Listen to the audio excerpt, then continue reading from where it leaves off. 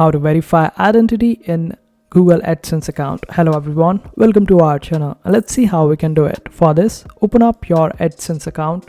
Then on the left hand side panel, you would be able to find this option of payments. Simply click on it, then two more options will be there.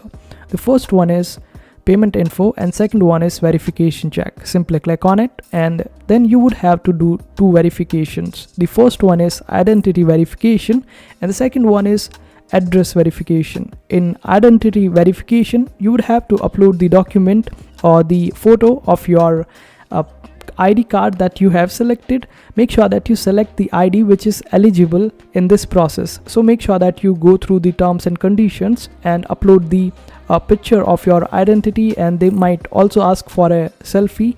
And after doing the identity verification, for the address verification, they would be requiring your address and a code will be sent on your address by post and it will be on paper.